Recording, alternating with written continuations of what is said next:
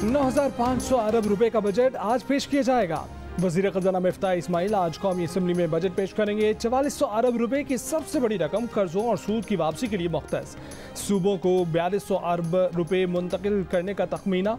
दिफा के लिए 1523 अरब, तरक्याती बजट के लिए 800 अरब, ग्रांट्स के लिए 580 अरब, सब्सिडी कीमत में 580 अरब, पेंशन के लिए 550 अरब रुपए रखने की तजवीज़। हुकूमती अमूर को चलाने के लिए 527 अरब रुपए रखने की तजवीज़। बजट खसारे का तखमीना 4,800 अरब रुपए मुकर्रर करने की सिफारिश।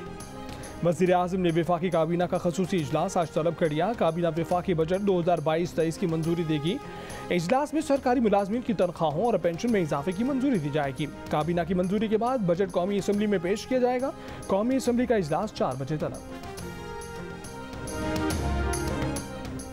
खत्म होने वाले माली साल का कौमी इक्तिसादी सर्वे पेश। मुल्क की तरक्की में भी बढ़ी मगर महंगाई भी बढ़ी।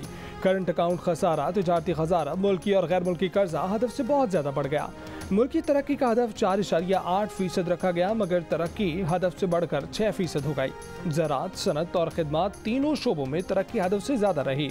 ताहम महंगाई भी हदफ से ज़्यादा बढ़ गई।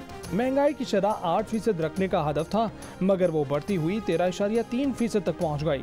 करंट अकाउंट खसारा कम रखने का हदफ पूरा ना हुआ। दरामदात और बरामदात के दरमियान खला 28 अरब 43 करोड़ डॉलर तक महदूद रखना चाहा था। ये खला बढ़ता हुआ 43 अरब 33 करोड़ डॉलर से तजावज़ कर गया।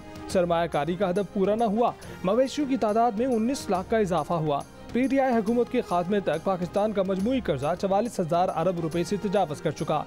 इसमें से मकामी कर्जा 28,000 और बैरूनी कर्जा 16,290 अरब रुपए तक पहुँच गया। पिछली हुकूमत ने अपने आखिरी 9 माह में मजीद 2,689 अरब रुपए गैर मुल्की कर्जा और मजीद 1,811 अरब रुपए मुल्की कर्जा ले लिया। इकनॉमिक सर्वे में हमारी हुकूमत की कारकर्दगी सामने आ गई। मौजूदा हुकूमत में खौफ है कि कहीं मुल्क डिफॉल्ट ना कर जाए। मुआशी सर्वे पर चेयरमैन PTI इमरान खान का इज़हार ख्याल।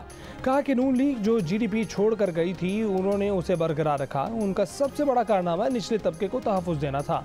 उनके 3.5 साल में पेट्रोल 55 रुपये बढ़ा लेकिन मौजूदा हुकूमत ने सिर्फ 10 रोज़ में 60 रुपये फ़ी लीटर कीमत बढ़ा दी। आवाम को अभी पता चलेगा कि असल महंगाई क्या है।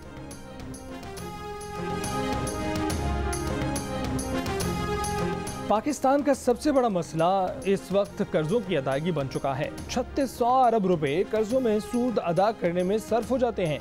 दिफा का खर्च 1400 अरब और तरक्याती बजट सिर्फ 700 अरब है। वफाकी वज़ीर मनसूबाबंदी SN इकबाल की जियो न्यूज़ की प्रोग्राम कैपिटल टॉक में बातचीत। कहा कि सिविल हुकूमत चलाने का खर्चा तो सिर्फ 550 अरब रुपए है। इसमें कितनी कटौती कर ली जाएगी? हमने अपने दौर में टैक्स वसूलियाँ 2000 अरब रुपए से दुगनी करके 4000 अरब रुपए से ज़्यादा कर ली थी। PTI अपने दौर में टैक्स वसूली दुगनी न कर सकी। हमें आगे बढ़ना है तो तालीम और नौजवानों पर सरमायाकारी करना होगी।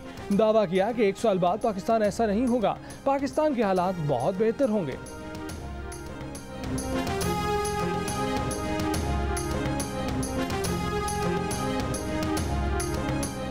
बजट में क्या होगा, बजट में क्या होना चाहिए? जियो न्यूज़ की खुसूसी नशरियात में माहिरीन और तज्जियाकारों ने मुतादिद आरा पेश की। टैक्स माहिर इशफाक यूसुफ तोला ने कहा कि शनाख्ती कार्ड और पॉइंट ऑफ सेल का तजर्बा नाकाम हो गया है। हुकूमत जब किसी भी लॉबी के दबाव में आएगी तो दुरुस्त टैक्स इकट्ठा नहीं होगा।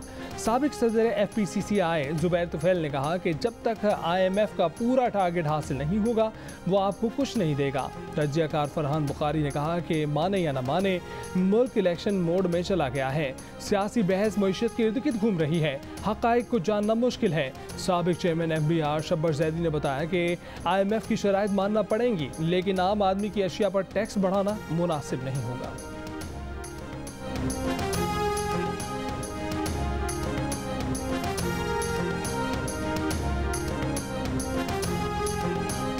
पार्लियामेंट के मुश्तरका इजलास में इलेक्शन तरमीमी एक्ट और NAB का तरमीमी बिल 2022 मंजूर। इलेक्शन तरमीमी बिल के जरिए इलेक्ट्रॉनिक वोटिंग मशीन के इस्तेमाल को खत्म कर दिया गया। ओवरसीज पाकिस्तानियों को इंटरनेट वोटिंग के जरिए वोट देने का इख्तियार वापस ले लिया गया। NAB तरमीमी बिल में NAB के इख्तियारात महदूद। अब बारे सबूत मुलजिम की बजाय NAB पर होगा। सदर आरिफ अलवी ने NAB और इलेक्शन तरमीमी बिल मंजूरी के बगैर वफाकी हुकूमत को वापस भिजवा दिए थे। वफाक को दोनों तरमीमी बिल्स पर नजरसानी की हिदायत की गई थी।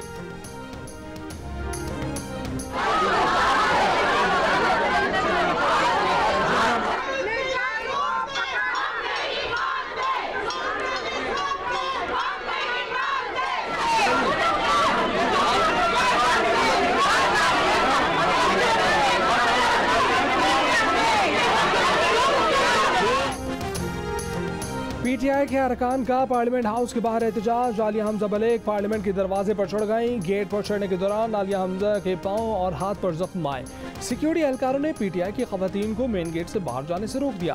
पार्लियामेंट लॉजेस से पीटीआई की खवातीन अरकान पैदल पार्लियामेंट हाउस पहुंची। पार्लियामेंट के गेट को लगा लॉक तोड़ दिया।